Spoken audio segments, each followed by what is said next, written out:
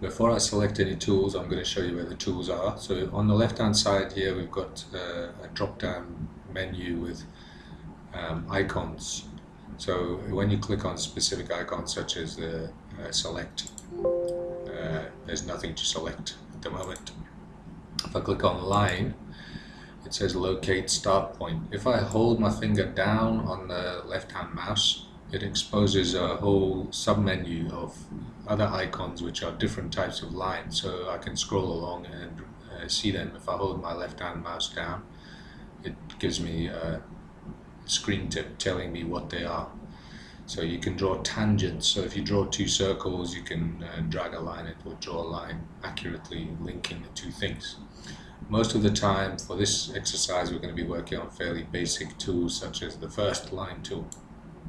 If I go down circles, arcs, shapes, path, double path, boundary fill, you see the screen tip shows up as I hover over them. If I want to see more options, I'll go back to shapes, for example, hold down the left hand mouse and I see all different types of shapes that I can draw: triangles, parallelograms, ellipses, polygons with of different sizes and shapes.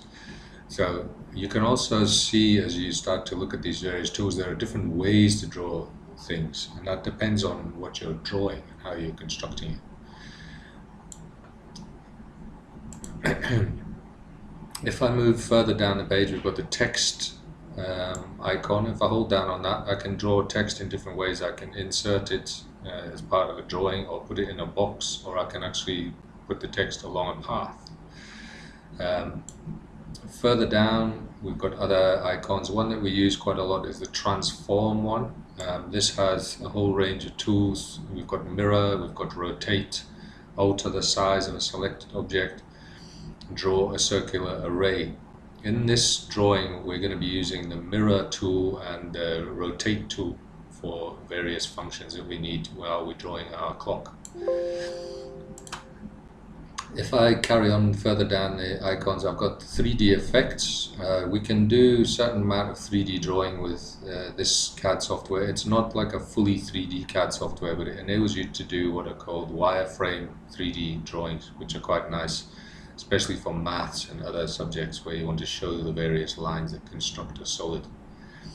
And then another one on this icon list is the delete. We use delete a lot, obviously, because people make mistakes, but we also use delete as a tool in order to construct new shapes. I'll talk about that in another little video.